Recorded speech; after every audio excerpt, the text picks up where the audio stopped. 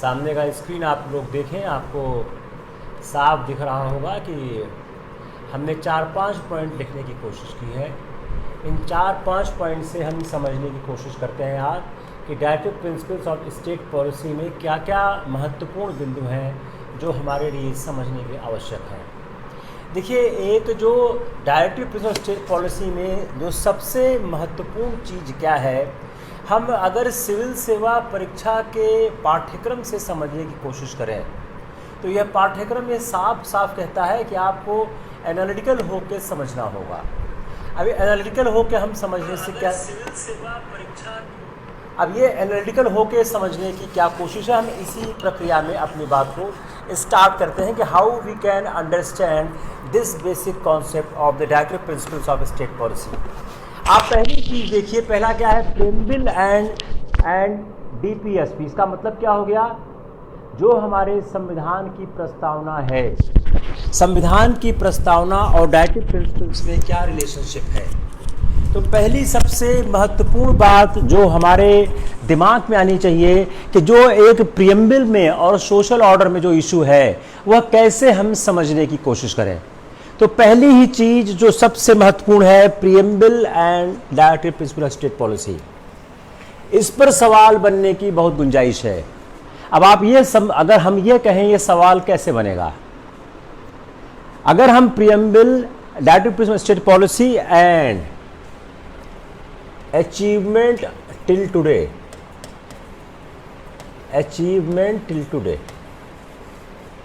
हम तीन चीजों को जोड़ें, हम तीन चीजों को जोड़ते हैं कि हमारा संविधान की प्रस्तावना क्या है, हमारा directive principle of state policy क्या है और हमने आज तक क्या प्राप्त किया है। अगर इन तीनों को जोड़ के हम सवाल बनाएं तो शायद एक बहुत बेहतरीन सवाल बनकर तैयार होता है जो हमको समझने की आवश्यकता है। चलिए हम अपनी बात की स्टार्टिंग यहीं से करते हैं कि preamble, directive principle of state policy और हमारा आज तक की प्राप्ति क्या है। अगर हम गोल देखें, हमारा गोल क्या था जब हमने संविधान बनाया, तो हमारा गोल क्या था। संविधान की बात हम क्यों करें, गोल। अब इस गोल को हम ऐड करते हैं फ्रीडम। मैंने बार बार कहा है कि आप जब भी कोई आंसर करें आप इतिहास से जोड़ने की कोशिश करें। गोल, फ्रीडम स्ट्रगल, कॉन्स्टिट्यूशन, स्वतंत्रता संग्राम, संविधान, पॉलिसी ऑफ गवर्नमेंट। तीन चीज हो गई। देखिए, ये अगर सवाल आता है प्रीलिम्स का या मेंस का, इस सवाल को कैसे आप हैंडल करेंगे। Freedom struggle 1929 Lahore, 1931 Karachi. संविधान, preamble, fundamental right, directive principles, various policies made.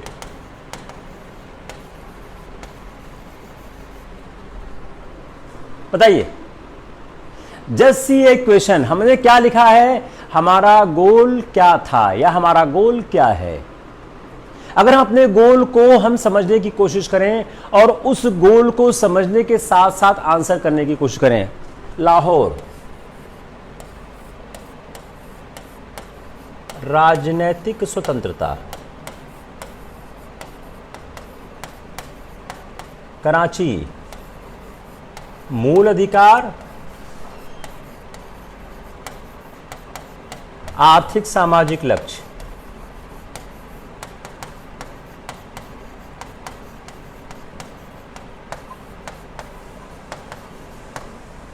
प्रस्तावना, fundamental right, DP, guidelines, various policies making society better.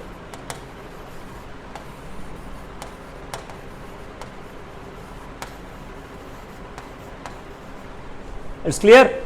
चलिए बताइए बताइए।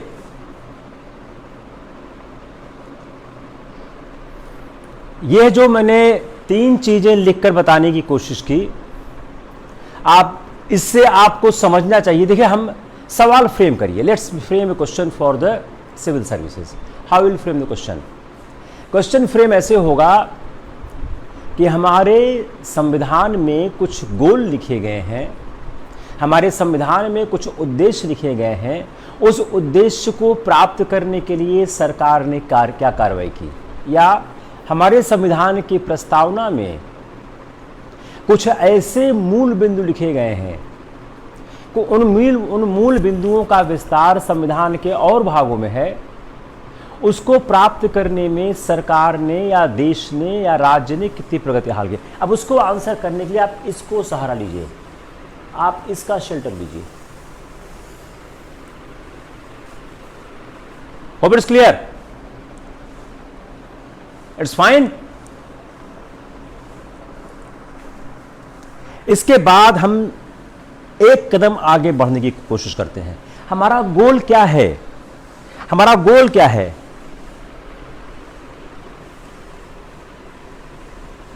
Political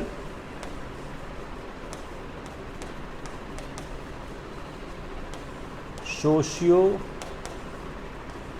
economic democracy.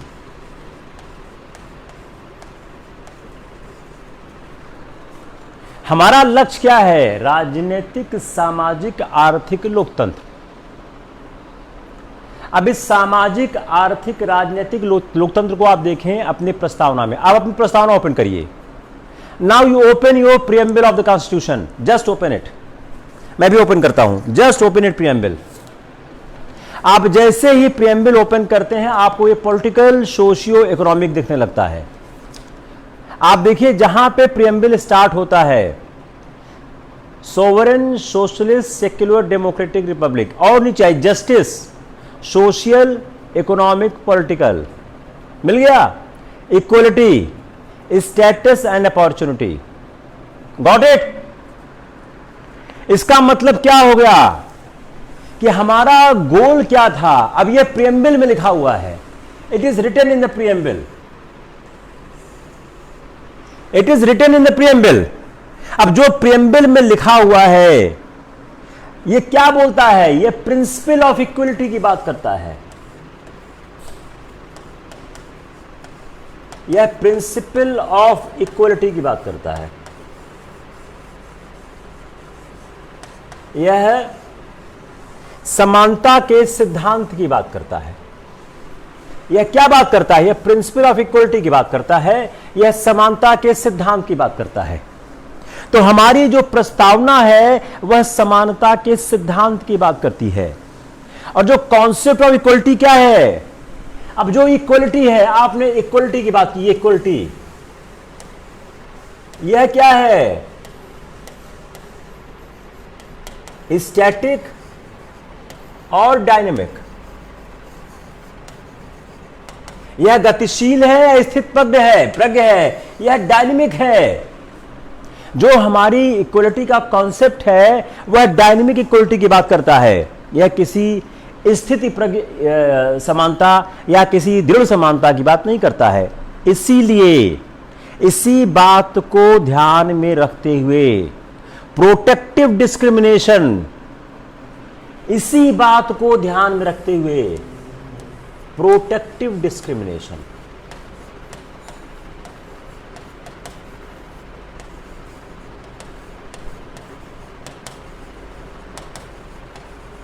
जिसको समझ में आएगा मुझे रोकना। इसी बात को ध्यान में रखते हुए कॉन्स्टिट्यूशन परमिट करता है, क्या करता है? Protective discrimination. और उसी लिए प्रोग्रेसिव मेजर्स लिए गए हैं। इस प्रोटेक्टिव डिस्क्रिमिनेशन को ध्यान में रखते हुए, इसको ध्यान में रखते हुए प्रोग्रेसिव मेजर्स लिए गए हैं। इसको ध्यान में रखते हुए प्रोग्रेसिव मेजर्स लिए गए हैं। एक विकासशील एक विकासशील कदम उठाए गए हैं। किस लिए? जिससे हम एलिमिनेट कर सकें। इसको क्यों लिया गया है? एलिमिनेट, समाप्त करना। क्या समाप्त करना? इनइक्वलिटीज। हमने उस डायनेमिक कॉन्सेप्ट को, देखिए समझिए, यहां चार्ट देखिए आप, जो हमने इक्वलिटी का कॉन्सेप्ट लिया वो स्टैटिक नहीं है, डायनेमिक कॉन्सेप्ट है इक्वलिटी का। इसलिए हमने प्रोटेक्टिव डिस्क्रिमिनेशन को अख्तियार किया और प्रोग्रेसिव मेजर्स लिए। हमने यह क्यों लिए? Eliminate disabilities. किसमें? Eliminate disabilities. किसमें? ग्रुप्स में, समूहों में डिसेबिलिटीज को खत्म करने की बात की हमने। जो ग्रुप डिसेबिलिटी है उसको समाप्त करने की बात की। वो कैसे होगी? प्रमोट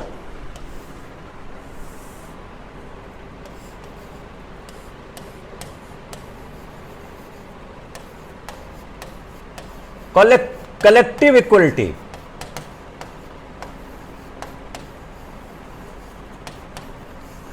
जो एक कलेक्टिव इक्वलिटी है उसको हम प्रमोट करें। और जो कलेक्टिव इक्वलिटी है वह क्या है? यह इक्वलिटी है जिसमें हर आदमी को इक्वल अपॉर्चुनिटी मिले। एवरीवन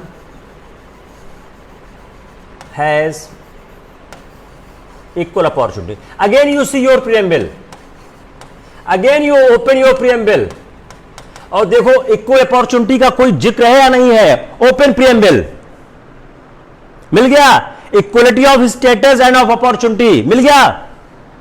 लाइन नंबर 4-5 में है कहीं पे। थोड़ा रुकते हैं 2 मिनट के लिए। अब हम समझाने की कोशिश क्या कर रहे हैं कि जो एक भारत के संविधान ने एक जो समानता के तत्व को अंगीकार किया, वह समानता का अंगीकार किया हुआ तत्व किस तरह से हमारे समाज को, हमको प्रभावित करने का प्रयास कर रहा है। तो हमने क्या किया? हर आदमी को इक्वल अपॉर्चुनिटी प्राप्त हो। जो अब ये जरूरी क्यों है? Why it is important? जो इनइक्वलिटी समाज में है, जो इनइक्वलिटी समाज में है, सोसाइटी में जो इनइक्वलिटीज हैं उनका समापन चाहिए, उनका समापन आवश्यक है। तो समाज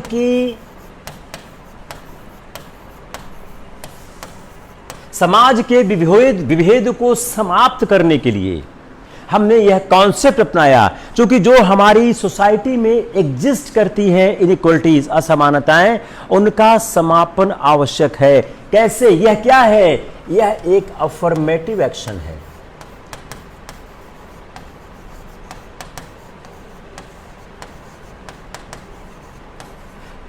अब आइए, हमारे पास 3 तरह के प्रावधान हैं रिजर्वेशन के।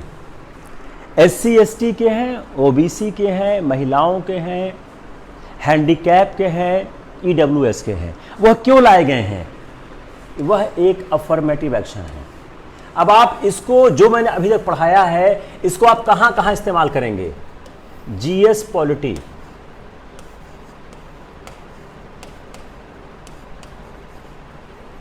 A से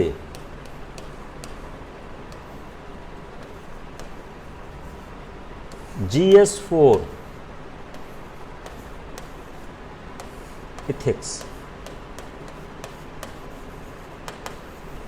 4 जगह यह आपका इस्तेमाल होगा। जो मैंने एक कॉन्सेप्ट दिया, हमने अफर्मेटिव एक्शन तक पहुंचने के लिए हमने एक लंबी यात्रा की। जो अफर्मेटिव एक्शन तक पहुंचने में लंबी यात्रा की, उस लंबी यात्रा का लक्ष्य क्या था? उस लंबी यात्रा का लक्ष्य यह था कि हम यहां तक पहुंचना चाहते थे। कहां तक पहुंचना चाहते थे? कि हम कैसे समाज में एक अफर्मेटिव एक्शन की बात करते हैं। क्लियर हो गया? इसका हम देखिए, कोई भी पढ़ाई तब तक किसी पर्पस की नहीं है जब तक आप उसका इस्तेमाल करना ना सीख जाएं। अब इसको इस्तेमाल कहां कहां करेंगे? GS पॉलिटी में आप इस्तेमाल कर सकते हैं, आप AC में कर सकते हैं, GS में कर सकते हैं, इथिक्स में कर सकते हैं। एक और है साक्षात्कार,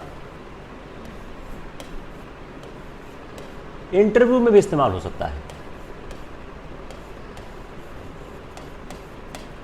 4 जगह आपको इसका इस्तेमाल बहुत अच्छा मिल जाएगा। आगे चलें, अगर हम इसको समझने की कोशिश करें एक आसान भाषा में, इसको और हम समझाने की कोशिश करते हैं।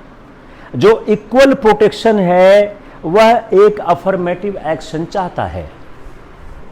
थोड़ा इसको और आसान करते हैं ताकि दिमाग में बैठ जाए।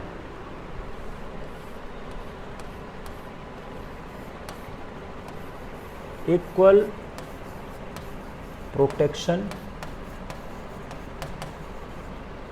अफर्मेटिव एक्शन,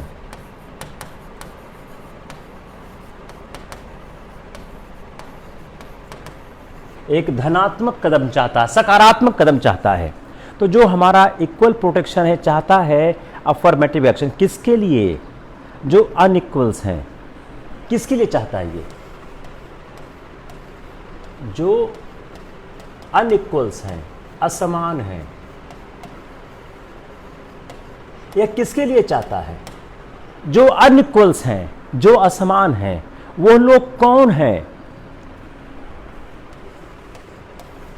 जो हिस्टोरिकली पीड़ित हैं।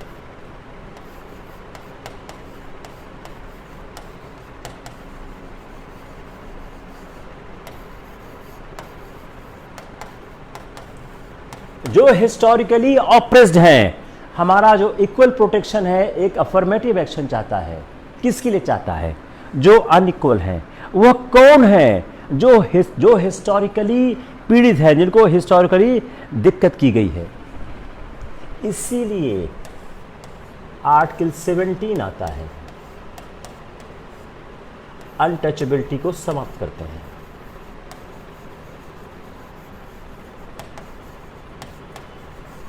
अगर आपको अनटचेबिलिटी पे कुछ लिखना है तो आप इसको लिखो। अगर आपको अनटचेबिलिटी पे, लोग कहते हैं सर अनटचेबिलिटी पे क्या लिखेंगे, आप लिखो कि संविधान अनटचेबिलिटी को किस तरह ट्रीट करता है। संविधान एक इक्वल प्रोटेक्शन की बात करता है, जो एक अफर्मेटिव एक्शन है। किसके लिए है? जो अनइक्वल है। वह अनइक्वल्स लोग हैं कौन? जिनको हिस्टोरिकली पीड़ित किया गया है। और इस जो है हिस्टोरिकली पीड़ित हैं उनके लिए अनटचेबिलिटी का समापन आर्टिकल 17 में किया गया है। क्लियर हो गया? तो जो यह एक प्रिंसिपल किया गया। अब इसके साथ साथ आप क्या करिए कि जो सोशल मेन स्ट्रीम है, हमको सोशल मेन स्ट्रीम मिलाना है। हमको सोशल मेन स्ट्रीम में लाना है।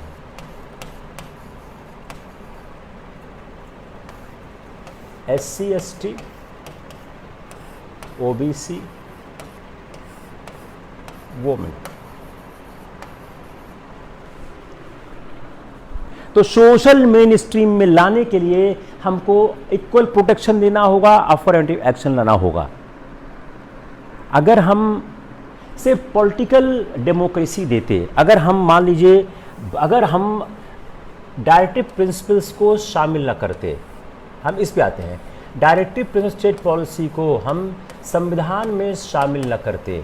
एक आप बार बार सुनते होंगे कि इनका संविधान में क्या काम है, जब ये जस्टिसेबल नहीं है, में शामिल नहीं करते। तो हम क्या करते?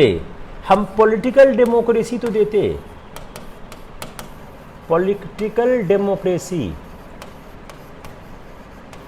यस हम दे देते, but socio economic democracy no. अगर हम डायरेक्टिव प्रिंसिपल स्टेट पॉलिसी को संविधान में शामिल न करते, if the directive principal state policy would not have been in the constitution, then what would have been happened? The political democracy I would have given, we would have given the political democracy, but what about the socio-economic democracy? There would not be any socio-economic democracy अगर संविधान में हम इसको शामिल नहीं करते। ठीक है, आगे चले। अगर किसी को दिक्कत हो बताने की कोशिश जरूर करना। तो हमारा जो ग्रेटर गोल है इकोनॉमिक डेमोक्रेसी का, तो socio economic content, political freedom, यह कॉन्स्टिट्यूशन में इस तरह शामिल है कि हम एक वेलफेयर स्टेट इन दोनों को मिक्स करके ही दे सकते थे। जो एक कल्याणकारी राज्य है वह बगैर डायरेक्टिव प्रिंसिपल के कंप्लीट नहीं हो सकता था। अगर हम डायरेक्टिव प्रिंसिपल्स को संविधान का भाग न बनाते तो हम एक कल्याणकारी राज्य नहीं बना पाते। अब हम एक सवाल बनाते हैं, आप उसको लिखिए, directive principle supplement the preamble to the constitution. आप एक मेंस का सवाल लिखिए, उस सवाल का आंसर मैंने मोर और लेस कर दिया है। Directive principles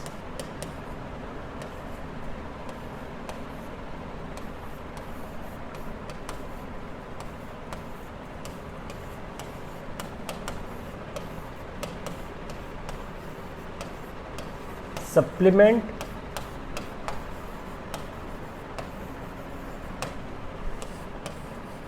the preamble. राज्य के नीति निदेशक तत्व भारत के संविधान की प्रस्तावना को संपूरित करते हैं।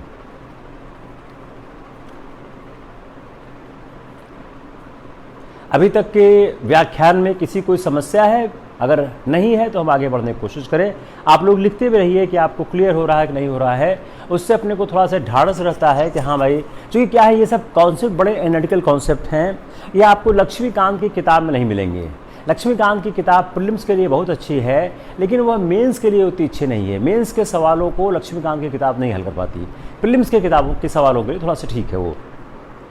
तो हम इस बात को देखने की कोशिश करते हैं। हमने अभी समझाया आपको कैसे डायरेक्टिव प्रिंसिपल सप्लीमेंट करता है प्रीएम्बल को। लेट्स हम एक दूसरी बात करते हैं, how socialistic pattern achieved.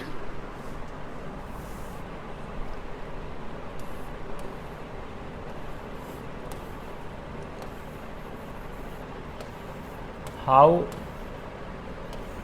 Socialistic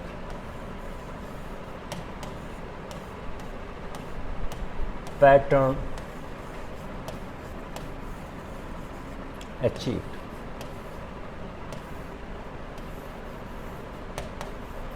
जो हमारा एक सोशलिस्टिक पैटर्न की सोसाइटी है, जो प्रीएम्बल भी कहती है, डायरेक्टिव प्रिंसिपल भी कहता है, यह कैसे अचीव होता है। अगर हम देखें हमारा जो प्रिंसिपल है, प्रिंसिपल क्या है? Social order. हम चाहते क्या हैं? हम एक सोशल ऑर्डर चाहते हैं। हमारा जो समाज है वह इतिहास की एक घटनाओं से, इतिहास से वह एक बटा हुआ समाज है। अब हम इस समाज में कैसे सोशल ऑर्डर को अचीव करना चाहते हैं? तो सोशल ऑर्डर को अचीव करने के लिए जो हमारे प्रिंसिपल्स हैं उन्होंने एक क्रूशियल रोल प्ले किया है लेजिस्लेटिव एंड एडमिनिस्ट्रेटिव पॉलिसी में। अब इसको देखते हैं। ये डायरेक्टिव प्रिंसिपल्स प्लेड लेजिस्लेटिव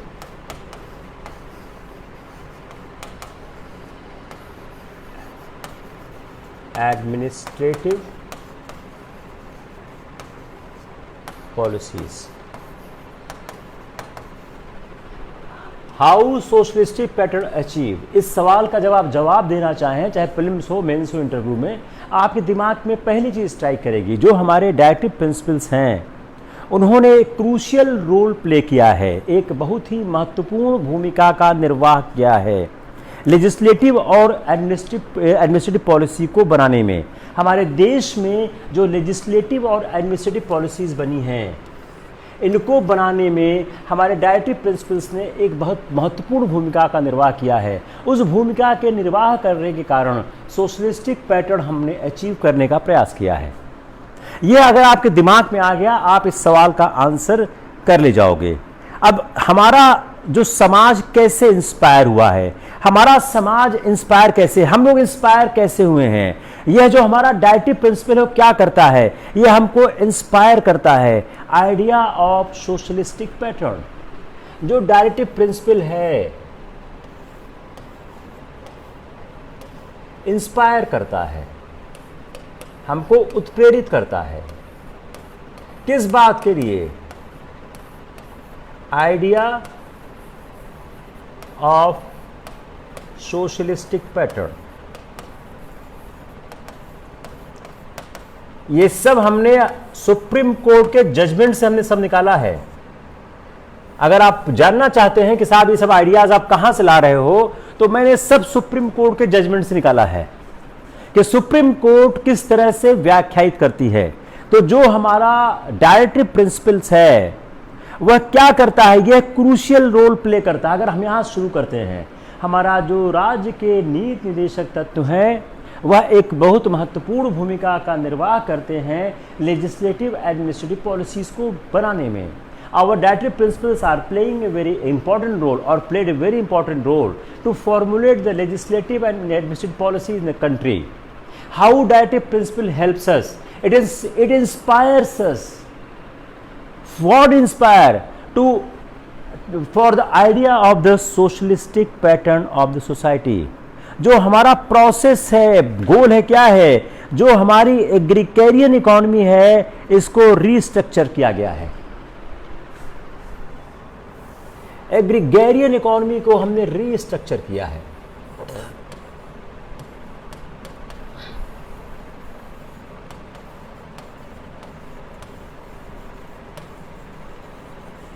हमने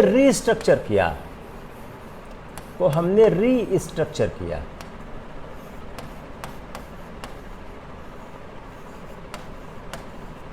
प्रॉपर्टी राइट को डाइल्यूट किया।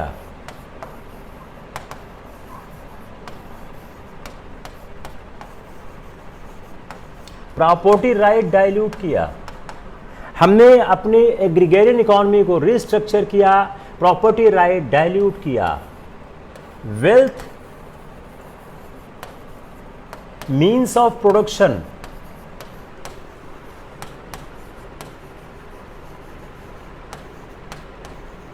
का संकेंद्रण न हो, इस पर काम किया।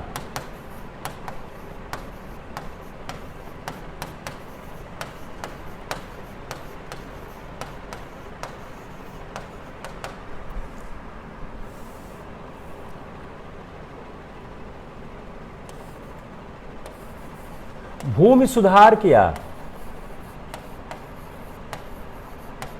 जमींदारी एबॉलिशन एक्ट लाया। अब देखिए, अब इसको आप एक कंपोजिट चार्ट में देखिए। इस चीज को जो हमने लिखा है, इसको आप कंपोजिट चार्ट में देखिए। अब सी, आपका आंसर बहुत ही स्ट्रक्चर होना शुरू हो गया है कि डायरेक्टिव प्रिंसिपल्स सप्लीमेंट करता है प्रीएम्बल को। दूसरा क्या है, हाउ सोशलिस्टिक पैटर्न अचीव्ड। इसको आप देखने की कोशिश करिए, आपको बहुत ही साफ रास्ता दिख जाएगा कैसे हमारी आइडिया को इंस्पायर करता है, कैसे हम आगे बढ़ते हैं। तो जो एग्रीगेरियन इकोनॉमी को हमने रीस्ट्रक्चर किया, जो प्रॉपर्टी राइट था उसको हमने डाइल्यूट किया, जो हमने वेल्थ और मीन्स ऑफ प्रोडक्शन का संकेंद्रण था इस पर काम किया कि संकेंद्रण न हो, भूमि सुधार किया और जमींदारी एबॉलिशन एक्ट लाया। जो पब्लिक इंडस्ट्रियल और इकोनॉमिक सेक्टर था उसको हमने एक्सटेंड किया और प्राइवेट जो परवेसिव सिस्टम था गवर्नमेंट रेगुलेशन का, प्राइवेट इकोनॉमिक इंटरप्राइज में हैज बीन क्रिएटेड। तो हमने प्राइवेट इकोनॉमिक इंटरप्राइजेस में क्रिएट किया। हमने कांस्टेंट एफर्ट लिया किस बात की, इंप्रूव द पोजीशन। हमने प्रयास किया लोगों की अवस्थाओं में सुधार आए। टू इंप्रूव द पोजीशन, वह कौन कौन से लोग थे? उसमें लोग थे, एससी थे, एसटी थे, ओबीसी थे, महिलाएं थीं, बच्चे थे, बूढ़े थे। हमने प्रयास किया, क्या प्रयास किया कि लोगों की अवस्थाओं में सुधार आवे। उसमें कौन कौन थे? एससी थे, एसटी थे, ओबीसी थे, महिलाएं थी, बच्चे थे। तो जो हमने यह कोशिश किया उनके पोजीशन को स्ट्रांग करने के लिए। लेकिन हम साथ में यह भी कहेंगे कि हमारे सारे प्रयासों के बावजूद अपने पास अभी भी डिफिशिएंसीज हैं, जिसको दूर करने की आवश्यकता है। तो अगर हम इसको फिर एक बात कहने की कोशिश करें, हमने जो प्रोग्राम और पॉलिसीज बनाई, अगर हम इसको और ज़्यादा कहने की कोशिश करें कि जो हमने प्रोग्राम और पॉलिसीज बनाई अगर वह फेल्योर हो रही हैं तो क्यों हुई। अब हम आप देखिए सारा अच्छा नहीं ले सकते हो, अब फेल्योर क्यों हो रहा है। हमने काम अच्छा किया, हमारी सदाशयता थी, लेकिन हमारा फेल्योर क्यों हो रहा है, उसका रीज़न क्या है। उसका रीज़न क्या है, मैल एडमिनिस्ट्रेशन,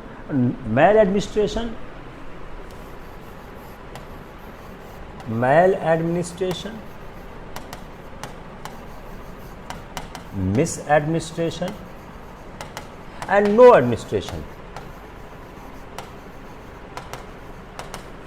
यह कारण था जिसके कारण हमारा फेल्योर हुआ है। तो अगर हम संविधान की प्रस्तावना से इसको जोड़े, जो हम लिख रहे हैं, तो संविधान की प्रस्तावना में शब्द है सोवरेन सोशलिस्ट सेक्युलर डेमोक्रेसी। अब उससे आप जोड़िए, उससे आप इसको जोड़ने की कोशिश करिए। जो सोशलिस्ट वर्ड है उसका कहीं भी डिफिनीशन नहीं दिया गया है, संविधान में लाया गया है, संविधान में डिफाइन नहीं किया गया है। लेकिन इसका मतलब क्या है, एन इगैलिटेरियन सोशल ऑर्डर को इस्टेब्लिश करना। कैसे करना, through rule of law. Rule of law के द्वारा एक इगैलिटेरियन सोसाइटी बनाना है।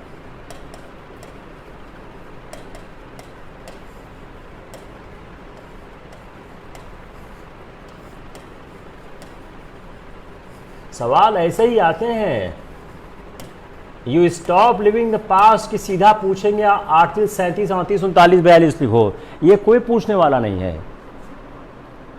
वह सवाल आपसे बिल्कुल पूछा नहीं जाएगा कि आप कोई अनुच्छेद लिखो।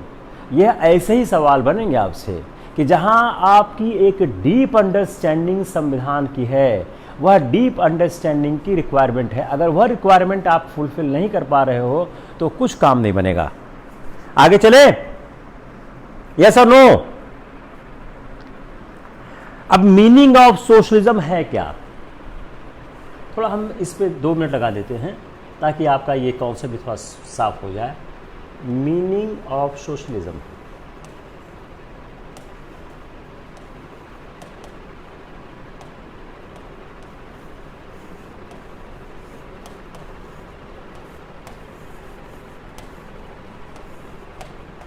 आप लोग थोड़ा सा कोऑपरेट करिए कि जो लक्ष्मीकांत की किताब में लिखा है अगर वही मैं पढ़ाने लग जाऊंगा तो क्या है, समय का बेहतर इस्तेमाल नहीं होगा।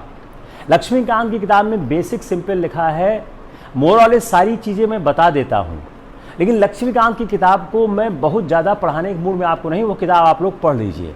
तो आप एक ऐसा काम करने की कोशिश करिए कि लक्ष्मीकांत के, आप मेरा लेक्चर सुनने के बाद लक्ष्मीकांत की किताब पढ़ें। आपको किताबें कुछ खास है ही नहीं है, तो आप लोग लक्ष्मीकांत की किताब खुद पढ़ लें और मुझको एक एडवांस स्टडी कराने दें, जो एक कठिन कॉन्सेप्ट है, बड़ा कॉन्सेप्ट है, जिसमें सवाल बनते हैं, ताकि आपकी एक ऐसी तैयारी हो जाए कि इस पोर्शन का सवाल किसी भी हालत में गलत ना हो।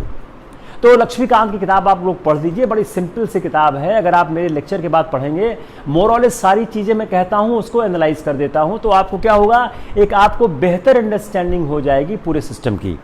तो हम समझने करते हैं मीनिंग ऑफ सोशलिज्म। जो मीनिंग ऑफ सोशलिज्म है इसका ताल्लुकात क्या है, socio economic justice, socio economic justice,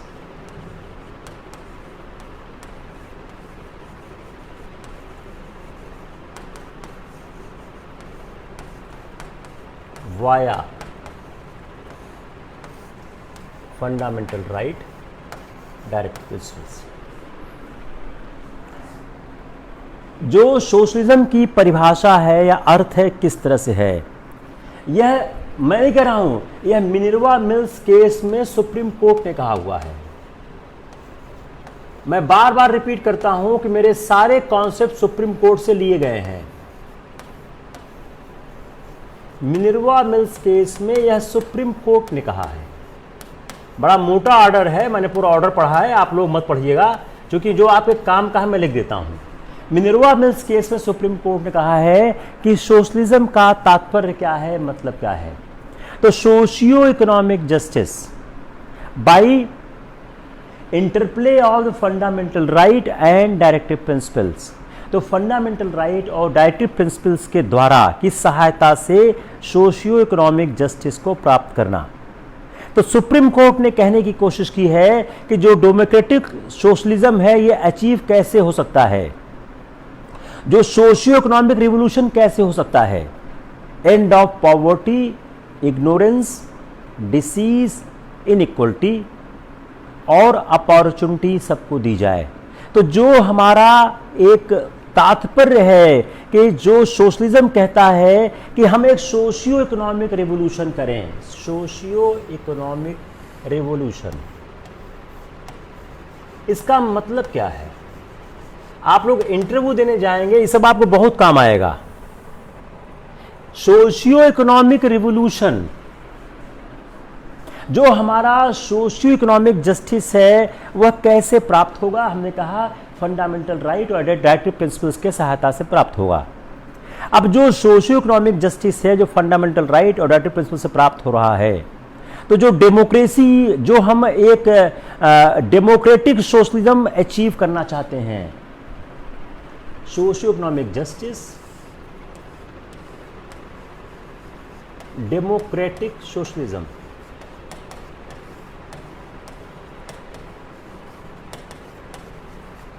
socio economic justice और जो डेमोक्रेटिक सोशलिज्म है, जो डेमोक्रेटिक सोशलिज्म वो कैसे अचीव होगा, जो डेमोक्रेटिक जो जस्ट है सोशलिज्म वो अचीव कैसे होगा, सोशियो इकोनॉमिक रिवोल्यूशन से। तो जो ये डेमोक्रेटिक सोशलिज्म है ये अचीव कैसे होगा, अचीव कैसे, सोशियो इकोनॉमिक रिवोल्यूशन से।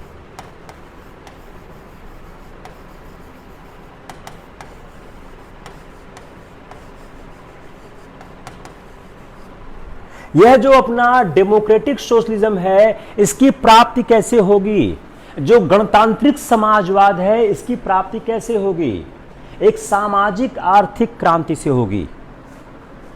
फिर रिपीट करता हूं, जो हमारा एक गोल है डेमोक्रेटिक सोशलिज्म का, उसकी प्राप्ति कैसे होगी, उसकी प्राप्ति होगी एक सोशियो इकोनॉमिक रिवोल्यूशन से। सोशियो इकोनॉमिक रिवोल्यूशन से क्या होगा, पॉवर्टी, डिसीज, इनइक्वलिटी, इन सब का अंत होगा। जो हमारा सोशियो इकोनॉमिक रिवोल्यूशन होगा उससे क्या होगा, यह समापन करेगा, किसका करेगा, पॉवर्टी का, इग्नोरेंस का, डिसीज का, इनइक्वलिटी ऑफ अपॉर्चुनिटी का, जो इनइक्वलिटी ऑफ अपॉर्चुनिटी का।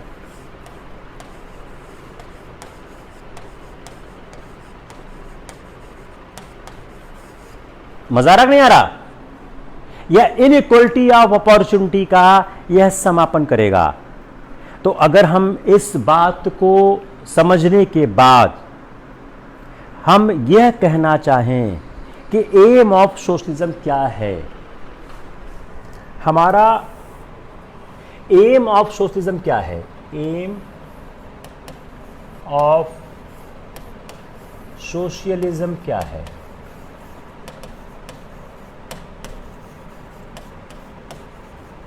हमारे समाजवाद का, हम जिस समाजवाद की बात कर रहे हैं हमारे उस समाजवाद का लक्ष्य क्या है, हमारा जो समाजवाद है उसका एम क्या है, लक्ष्य क्या है, डिस्ट्रीब्यूशन ऑफ मटेरियल रिसोर्सेस। लक्ष्य क्या है,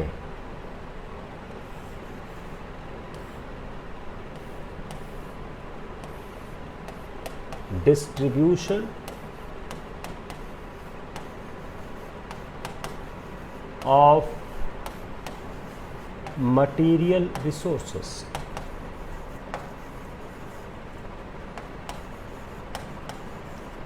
हमारे इस समाजवाद का लक्ष्य क्या है, हमारे सोशलिज्म का एम क्या है? Distribution of material resources. इसका मतलब क्या हो गया? अगर हम इसको समझने की कोशिश करें कि हमारा जो डिस्ट्रीब्यूशन ऑफ मटेरियल रिसोर्सेज है, इसका मतलब क्या है, हम इससे कहना क्या चाहते हैं? जो हमारा मटेरियल रिसोर्सेज है उसका डिस्ट्रीब्यूशन हो कम्युनिटी में इस तरह से हो, एक कॉमन गुड की प्राप्ति हो।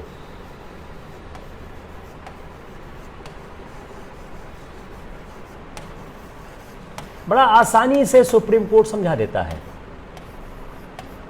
कि हमारा जो सोशलिज्म की एम क्या है कि हमारे मटेरियल सोर्सेस का इस तरह से डिस्ट्रीब्यूशन हो कि कॉमन गुड की प्राप्ति हो, एक अच्छे तत्व की प्राप्ति हो जाए। और वो क्या है, हमारा बेसिक फ्रेमवर्क क्या है जो सोशलिज्म प्रोवाइड क्या करता है? Decent standard of life to the working people. अब ये क्या है कॉमन गुड? ये कॉमन गुड है क्या? ये कॉमन गुड है क्या? Decent living of working people oblique people.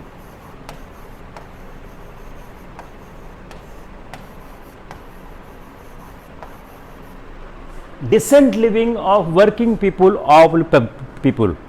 अब इसको हम क्यों चाहते हैं? हम एक इगैलिटेरियन प्रिंसिपल को लगा के सोसाइटी बनाना चाहते हैं। जो प्रीएम्बल जो कॉन्स्टिट्यूशन है, अगर उसको हम पढ़ने की कोशिश करें, आर्टिकल 38, 42, 43, 46, 48A। अब आते हैं थोड़ा से स्पेसिफिक। आप लोग अपना खोलिए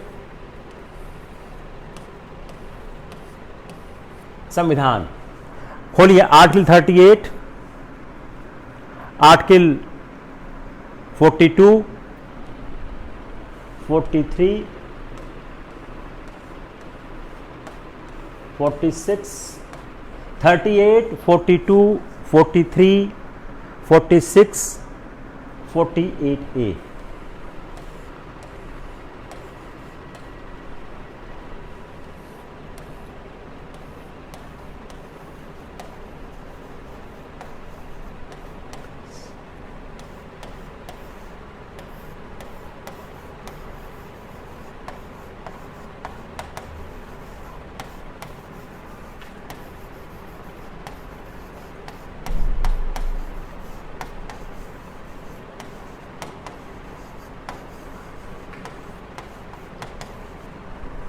आपके क्वेश्चन का आंसर हो गया।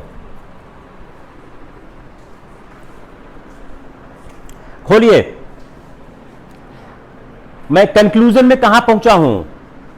जो हमारा प्रीएम्बल है कॉन्स्टिट्यूशन का, उसको हम अगर डायरेक्टिव प्रिंसिपल से आर्टिकल 38, आर्टिकल 42, आर्टिकल 43, 46, 48 के साथ पढ़ें तो यह क्या कहता है?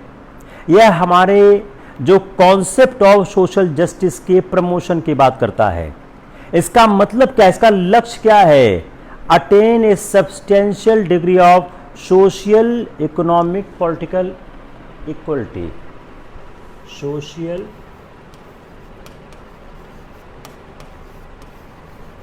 इकोनॉमिक, पॉलिटिकल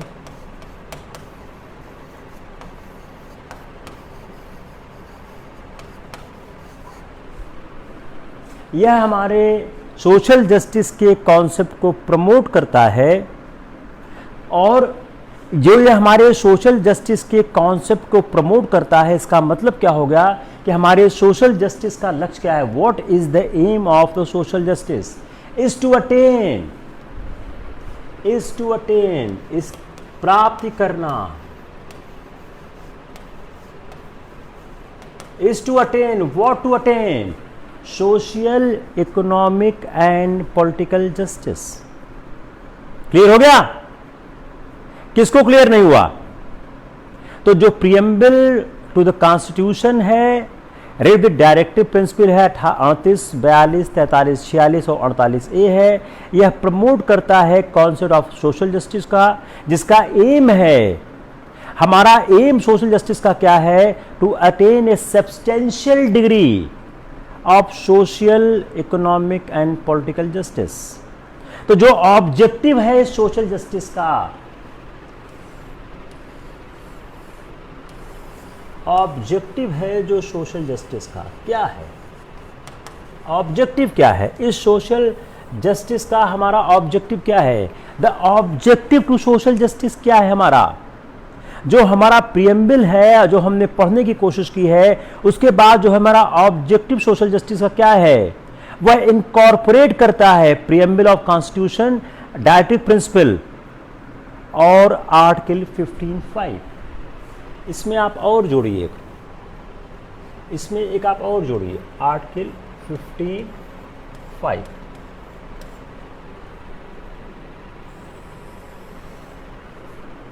तो जब हम एक सोशल जस्टिस की अवधारणा की बात करते हैं, उस सोशल जस्टिस की अवधारणा कैसे प्राप्त होती है। अब आप लोग 2 मिनट आप इन प्रावधानों को पढ़ने की कोशिश करिए। आपके एक बहुत अच्छे सवाल का जवाब हो गया है। आपकी उम्र के अभ्यर्थी के लिए इस सवाल का जवाब आसान नहीं है। अब देखिए कौन कौन से आर्टिकल हैं। Open the bare act, preamble हमने पहले एक्सप्लेन किया है, आप पढ़िए आर्टिकल 38। सिर्फ एक लाइन लिखिए, मैं बोलता जाता हूं आप लिखते जाइए, मैं बोलता जाऊं आप लिखते जाइए। आर्टिकल 38 डैश लिखिए, सोशल ऑर्डर लिखिए, जो मैं बोलता जाऊं वही लिखते जाइए, बाकी लिखने की कोई जरूरत नहीं है। चलिए, कैसे आप याद करेंगे, आपका नोट्स कैसे बनेगा। 38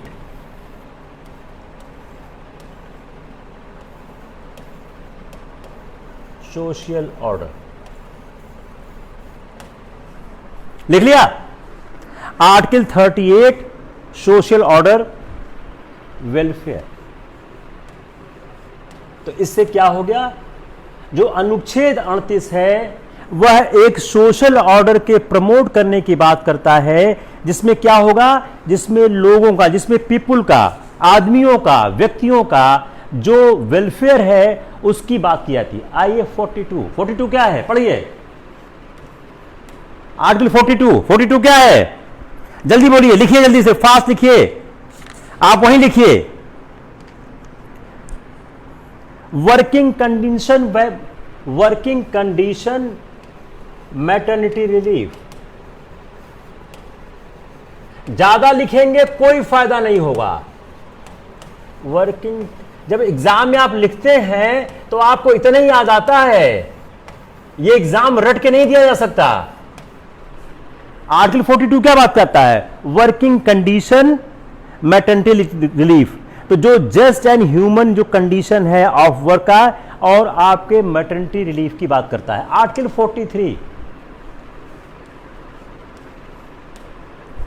43 किस बात की वकालत करता है। आर्टिकल 43 बात करता है लिविंग वेजेस वर्कर, इतना लिख लीजिए बस, वेजेस वर्कर्स, बस लिविंग भी लिख लीजिए, 3 चीज हो गया। तो आर्टिकल 43 बात करता है कि जो लिविंग, जो हमारे स्टेट इस बात की कोशिश करे, इस तरह का लेजिस्लेशन बनावे कि हमारे सारे वर्कर्स को, एग्रीकल्चर हो, इंडस्ट्रियल हो, उनका जो वर्क हो, लिविंग वेज मिले और इनकी वर्किंग कंडीशन अच्छी हो, डिसेंट स्टैंडर्ड ऑफ लाइफ हो और वह फुल एंजॉयमेंट कर सकें सोशल एंड कल्चरल अपॉर्चुनिटीज का। तो स्टेट इस बात को प्रमोट करे, cottage industry on an individual और कोऑपरेटिव बेसिस। अब देखिए 43 में गांधीवादी सिद्धांत भी है, लेकिन अगर आप इसको याद करना चाहें, कैसे याद होगा कि जो हमारा संविधान का अनुच्छेद 43 है वह कहता है राज्य इस बात का प्रयत्न करे, राज्य ऐसे विधान बनाए ताकि ऐसी प्रक्रियाओं का जन्म हो कि हमारे सारे कामगारों को, वह एग्रीकल्चर सेक्टर में हो, इंडस्ट्रियल में हो, उनको अपनी जीवन यापन के लिए मजदूरी प्राप्त हो और उनको एक डिसेंट स्टैंडर्ड ऑफ लाइफ की प्राप्त हो। ये आप क्या हो गया, आर्टिकल 43। अगला क्या है 46। आर्टिकल 46 किसकी बात करता है? इफ यू रीड आर्टिकल 46 क्या बात करता है वो? Educational and economic interest, educational and economic interest.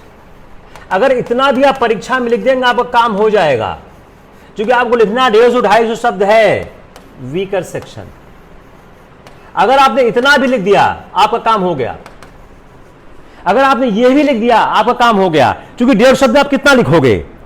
46 क्या बात करता है कि हम प्रमोट करें, क्या प्रमोट करें? एजुकेशनल और इकोनॉमिक इंटरेस्ट। उसमें लिखा है schedule caste, schedule tribe and other weaker sections. तो वीकर सेक्शन में अगर आप लगाएंगे तो आप शेड्यूल कास्ट, शेड्यूल ट्राइब दिख जाएगा। यहां फिर क्या कहता है कि राज्य इस बात को प्रोत्साहन दे, प्रमोट करे और वह स्पेशल केयर ले, वह विशिष्ट रूप से ध्यान दे एजुकेशनल और इकोनॉमिक इंटरेस्ट जो वीकर सेक्शन के हैं। इन पर्टिकुलर आप देखिए उसमें शब्द है weaker section in particular, schedule caste, schedule tribe को प्रमोट करने की कोशिश करें। अगला कौन सा है? जल्दी बोलिए। 48A।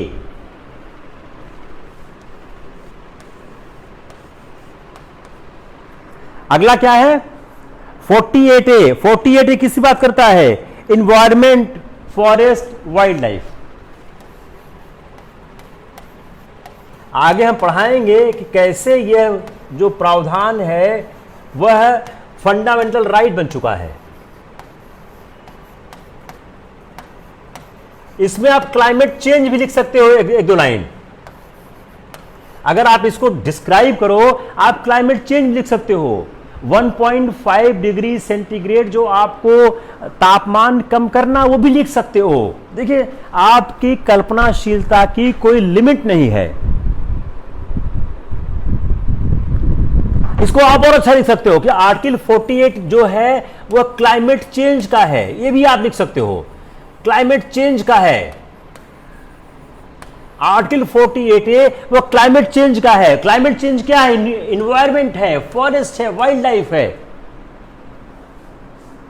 तो आर्टिकल 48 क्या बोलता है कि हम प्रोटेक्शन करें, इंप्रूव करें इन्वायरमेंट को, हम सेफगार्ड करें फॉरेस्ट को और वाइल्ड लाइफ को। सब में एक ही है कि राज्य इस बात का प्रयास करे कि वह प्रोटेक्ट करे, संरक्षित करे, इंप्रूव करे, सुधार करे इन्वायरमेंट में और सेफगार्ड करे फॉरेस्ट और वाइल्ड लाइफ में। हमने यात्रा कहां शुरू की थी? ये promoting the concept of social justice.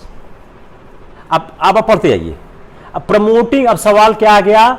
संविधान के कौन कौन से उपबंध हैं जो प्रमोट करते हैं कॉन्सेप्ट ऑफ सोशल जस्टिस को? अगर आप इसको लिखने की कोशिश करेंगे तो आपको इन सारे प्रावधानों को देखना पड़ेगा। किसी आदमी को कोई समस्या हो रही है, एक प्रावधान छूट रहा है, कौन छूट रहा है? 15(5) सेक्शन 15 सबसेक्शन 5 जो एडवांसमेंट ऑफ सोशली और एजुकेशनली बैकवर्ड क्लास का है। 55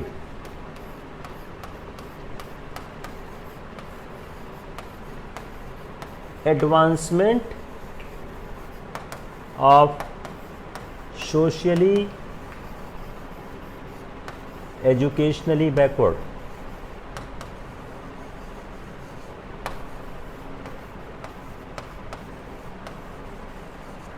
advancement of socially and educationally backward classes.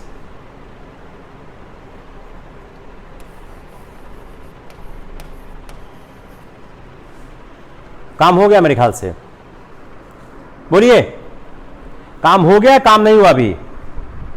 जल्दी बताइए। मेरे ख्याल से मैं जनरली आपका छोड़ देता हूं, कहते हैं ब्लैक बोर्ड, सो दैट कि आपको दिक्कत ना हो ब्लैक बोर्ड से।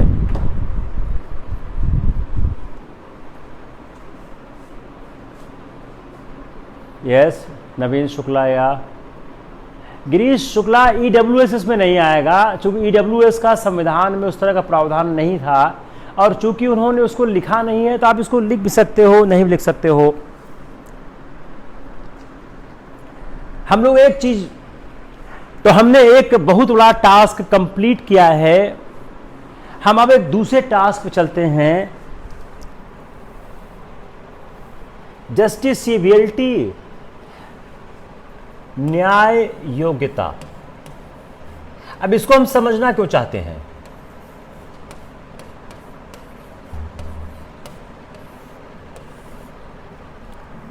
अगली बात हम समझते हैं 10-15 मिनट में, न्याय योग्यता। इसको इंग्लिश में शब्द इस्तेमाल किया है जस्टिसिएबिलिटी।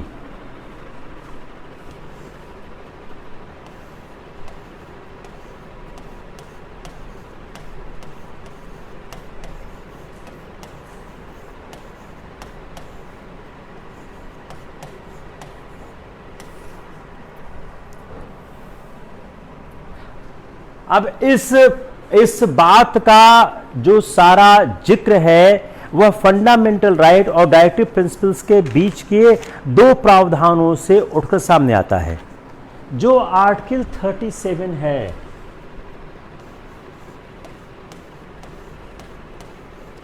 वह क्या बोलता है कि यह जो हमारे संविधान के जो राज्य के नीति निर्देशक जो तत्व हैं, इन्फोर्सिएबल बाय कोर्ट नहीं है।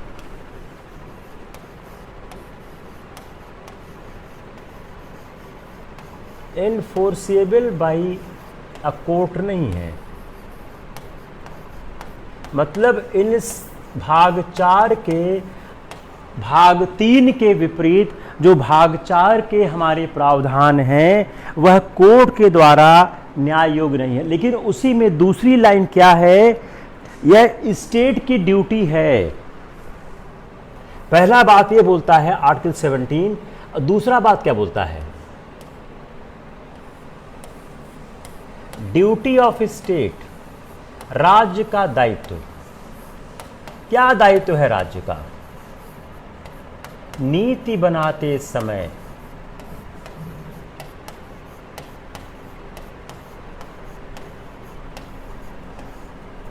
इस भाग के प्रावधान का ध्यान रखें, भाग के प्रावधान का एक दिशा निर्देश के रूप में इस्तेमाल करें, एक दिशा निर्देश के रूप में इस्तेमाल करें।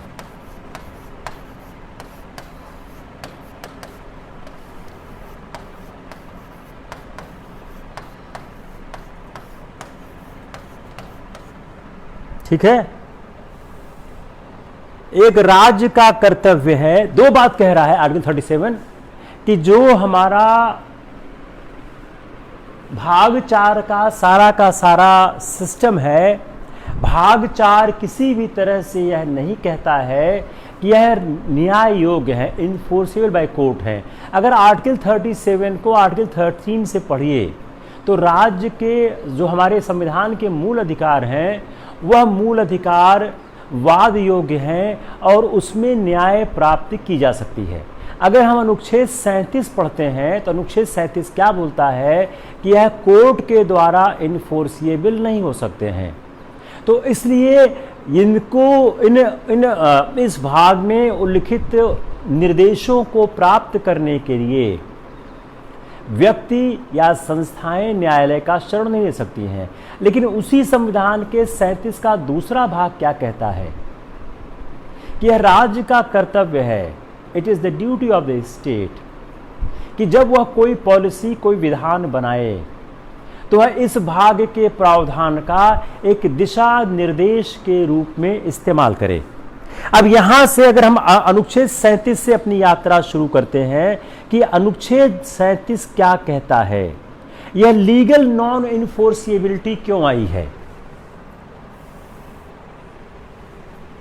जो एक लीगल अनुच्छेद 37 क्या बोलता है, लीगल नॉन इन्फोर्सिएबिलिटी।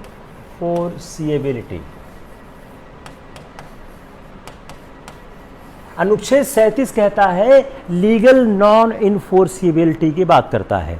अगर हम लीगल नॉन इन्फोर्सिबिलिटी की बात करें या नॉन जस्टिसिबिलिटी की बात करें, इन सिद्धांतों को लेकर इसका मतलब क्या हो गया, दे impose positive obligation on the state. एक एक शब्द का ध्यान दीजिएगा, पॉजिटिव ऑब्लिगेशन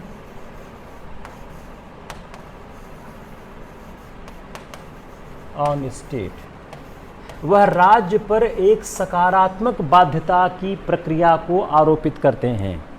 हम फिर से रिपीट कर रहे हैं, हम लीगल नॉन इन्फोर्सिबिलिटी या नॉन जस्टिबिलिटी की अगर बात करते हैं, इसका मतलब क्या हो गया, रीजन क्या है, what is the reason behind this legal non enforceability और द नॉन जस्टिबिलिटी।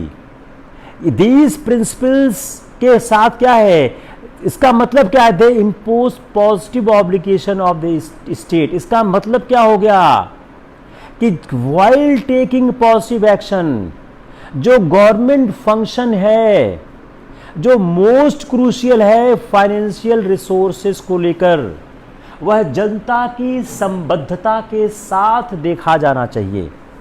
तो while taking any positive action, government functions under the several restraints, the most crucial of these being that of financial resources। तो जो constitutional अपने makers थे, उन्होंने एक pragmatic view लिया, उन्होंने इस बात को रिफ्रेन कर दिया, इसको बनाते समय टीथ ऑफ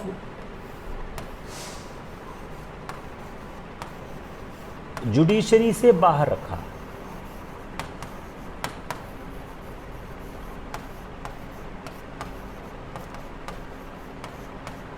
न्यायालय के अधिकारों से इसको बाहर रखा।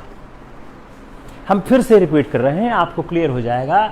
जो लीगल नॉन इन्फोर्सिबिलिटी है, यह क्या है, एक पॉजिटिव ऑब्लिगेशन ऑन स्टेट है कि स्टेट पॉजिटिव एक्शन लेते समय जो सरकार के कदम हैं, फंक्शंस हैं, जिसमें बहुत से रिस्ट्रेंट्स हैं, जिसमें बहुत सी समस्याएं हैं, बाध्यताएं हैं, जिसमें सबसे मुख्य बाध्यता क्या है, फाइनेंशियल रिसोर्सेज की जो कमी होती है, इसको ध्यान में रखते हुए कॉन्स्टिट्यूशनल मेकर्स ने एक प्रैग्मेटिक व्यू लिया, कहते हैं एक सोची समझी रणनीति अपनाई कि इनको जो न्यायालय की बाध्यता या शक्ति है उससे दूर रखने की कोशिश की गई। अब सवाल क्या बनेगा, डायरेक्टिव प्रिंसिपल्स को लीगल इन्फोर्सिबिलिटी से दूर क्यों रखा गया, ये प्री का सवाल बन गया, से दूर क्यों रखा गया।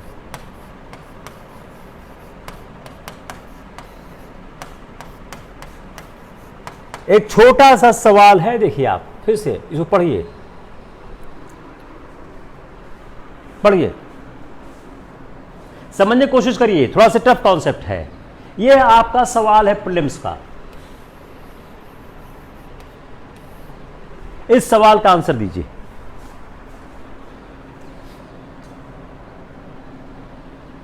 समझ आ रहा है? मैं फिर से रिपीट कर रहा हूं, आपके प्रीलिम्स का सवाल क्या है कि राज्य के नीति निदेशक तत्वों को लीगल इन्फोर्सिबिलिटी से दूर क्यों रखा गया। अब इस सवाल का मैं आंसर कर रहा हूं, आप फिर से सुनिए। जो कारण था लीगल नॉन इन्फोर्सिबल करने का, जो कारण था इनको वाद योग्य न बनाने का, इनको न्यायालय द्वारा प्रवर्तनीय न करने के पीछे कारण क्या था, उसका कारण क्या था, यह राज्य के एक पॉजिटिव ऑब्लिगेशन की बात करते हैं। अब जब राज्य कोई पॉजिटिव एक्शन लेगा तो जो गवर्नमेंट के जो फंक्शंस हैं वो बहुत से बाध्यताओं से संचालित होते हैं, जिसमें सबसे महत्वपूर्ण बाध्यता क्या है, फाइनेंशियल रिसोर्सेज की कमी होना या फाइनेंशियल रिसोर्सेज की सीमा होना। तो कॉन्स्टिट्यूशनल मेकर्स ने एक प्रैग्मेटिक व्यू लिया कि अपने आप जब इस सिद्धांत को बनाया तो उन्होंने इस सिद्धांत को न्यायालय से दूर रखने की कोशिश की। उनका यह बिलीव था, विश्वास था कि कोर्ट प्रोसीडिंग से यह प्राप्त नहीं हो सकता है, लेकिन उन्होंने यह कहा कि जो डायरेक्टिव प्रिंसिपल्स हैं वह इन्फोर्सिबल बाय कोर्ट नहीं है, लेकिन वह फंडामेंटल हैं गवर्नमेंट्स ऑफ द कंट्री।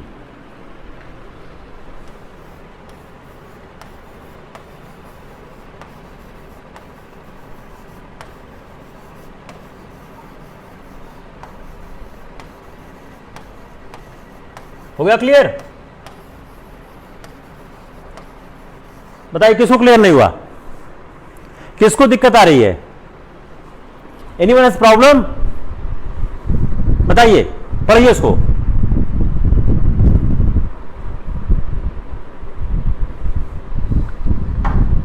पढ़िए इसको।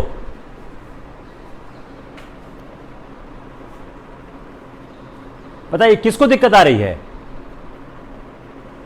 नहीं आ रही है, बहुत अच्छी बात है। अब अगर इस कॉन्सेप्ट को लिया गया तो हम अगले सवाल की तरफ बढ़ते हैं, तो क्या यह किसी भी तरह से बाध्य नहीं कर सकता है?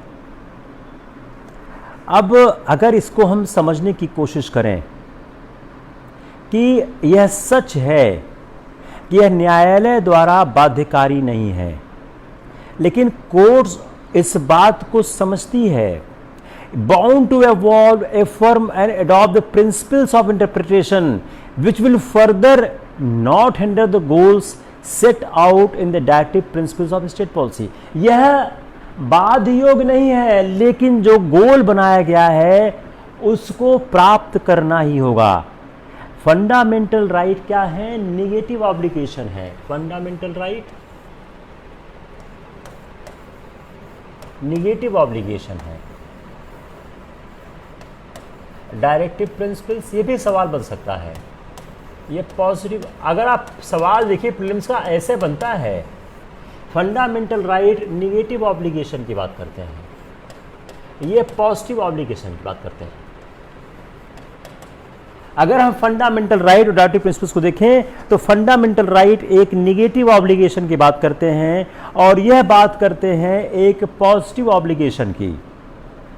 फंडामेंटल राइट के साथ क्या है? राज्य क्या न करे, राज्य क्या न करे। इसके साथ क्या है? राज्य क्या करे।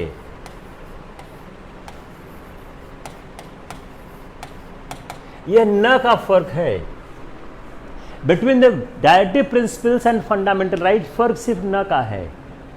The fundamental right, it is obligatory on the state what its state should not do, but for the its directive principles what state should do।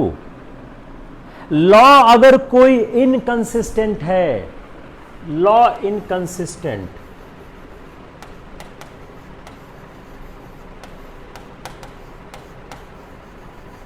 Law कोई इनकंसिस्टेंट है, fundamental right invalid, directive principles valid.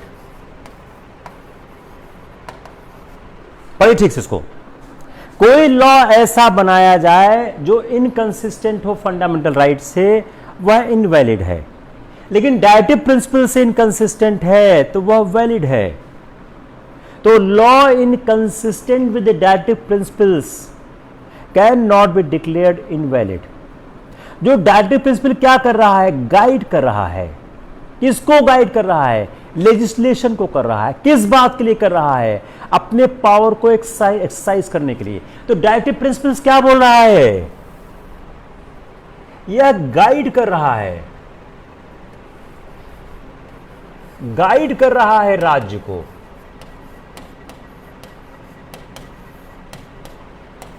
शक्ति के प्रयोग का,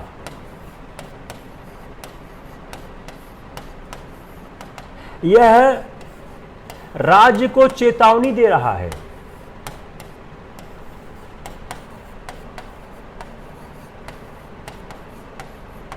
यह राज्य को चेतावनी दे रहा है।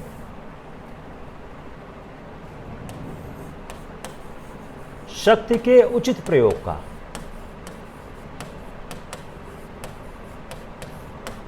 आपका पूरा नोट्स ही बन जा रहा है।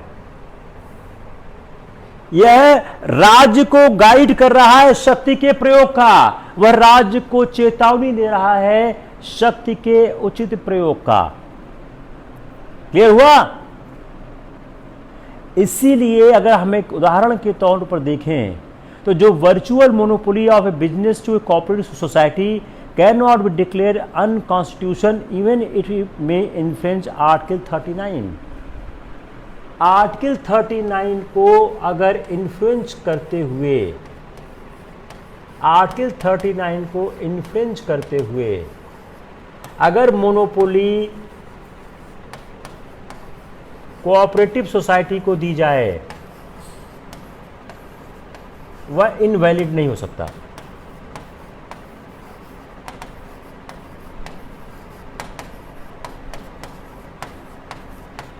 वह इनवैलिड नहीं हो सकता। यह एक सिंपल सा कॉन्सेप्ट है जो डिक्लेयर हुआ। मेरे ख्याल से यह चैप्टर क्लोज हो गया जो मैं करना चाहता था। अगला एक चैप्टर है जो इंटर रिलेशन है फंडामेंटल राइट और डायरेक्टिव प्रिंसिपल्स का। उसमें मेरे ख्याल से 20-25 मिनट टाइम लगेगा, उसको हम कल करने की कोशिश करते हैं। देन आज का क्लास यहीं बंद करते हैं। इतनी ज़्यादा इंटेंस क्लासेस के लिए 2 घंटे चलाना ठीक नहीं है। 65-70 मिनट की क्लास अच्छी खासी होती है। Let's talk something different from this study. हम जो एक प्लान कर रहे हैं अपना मॉक टेस्ट, जो डेट कब होगी मैं कहना मुश्किल है, क्योंकि उसका सिलेबस पूरा नहीं हो पा रहा है। हम बगैर सिलेबस पूरा किए एग्ज़ाम लेने के पक्ष में बिल्कुल नहीं है, क्योंकि आपको कोई भी क्या समान नागरिक संहिता, धर्म की स्वतंत्रता, यह सवाल आपने जो रेज किया है अगले लेक्चर में आ जाएगा। Just wait for the lecture. यह एग्जैक्ट सवाल मैं हैंडल कर रहा हूं आपके नेक्स्ट लेक्चर में, कि जो कॉमन सिविल कोड है वह धर्म की स्वतंत्रता को कैसे प्रभावित करता है। उसमें बात सिर्फ माइनॉरिटी हिंदू की नहीं है, उसमें बात मेजॉरिटी हिंदू की भी है। और यह आपकी बात जो है एक सुप्रीम कोर्ट के ऑर्डर में लिखी हुई है। मैं सुप्रीम कोर्ट के ऑर्डर से ही आपको समझाने की कोशिश करूंगा कि कैसे यह धर्म की स्वतंत्रता को प्रभावित नहीं करता है। तो हम चाहते हैं कि आपका पहले सिलेबस पूरा हो जाए, फिर आपका टेस्ट लेते हैं। टेस्ट का हम लोगों ने एक अलग सिस्टम शुरू कर दिया है। टेस्ट पेपर आपके बन रहे हैं। मेरे ख्याल से 2 वीक्स टाइम लगेगा मुझको कंप्लीट करने में, क्योंकि आपके टेस्ट में एक बड़ा पोर्शन है 1885 से 1947 तक का, जिसमें हमने बीच का जो 1905 से 1939 तक का हुआ नहीं है। दूसरा आपका एक पोर्शन है पॉलिटी का पोर्शन मोर और लेस हो चुका है, फंडामेंटल राइट हो गया है। डायरेक्टिव प्रिंसिपल्स हाफ पार्ट कर लिया है, हाफ पार्ट में 1-2 लेक्चर लगेंगे। दूसरा फंडामेंटल ड्यूटी छोटी सी है। आप लोग का जो मैप का पोर्शन है वह पढ़ाया हुआ है, शौर्य शुक्ला ने पढ़ाया हुआ है और इलाहाबाद विश्वविद्यालय पेज पे पढ़ाया गया है। करंट अफेयर्स और इकोनॉमिक्स जो है वो मोर और लेस मेरे लेक्चर से आएगा, तो आपका वो पोर्शन काफ़ी देखा हुआ है। मॉक टेस्ट सब्जेक्ट वाइज नहीं होगा, आपका तकरीबन 100 सवाल का मॉक टेस्ट हम बना देंगे, उसमें सब कुछ होगा। मॉक टेस्ट यूपीएससी की तरह का ही है। तो आप लोग एक कठिन मॉक टेस्ट के बारे में सोचिए। इस समय मॉक टेस्ट देने की बहुत मार चल रही है, लेकिन जिस समय आप मॉक टेस्ट देंगे आपके हाथ के तोते उड़ जाएंगे। मैं पहले से ही आपको इस बात के लिए आगाह कर देना चाहता हूं कि मॉक टेस्ट बहुत ही कठिन है और वह आसान नहीं होगा हैंडल करना। Take care. कोई सवाल हो आप लोग लिखिए, I will answer your question. Thank you.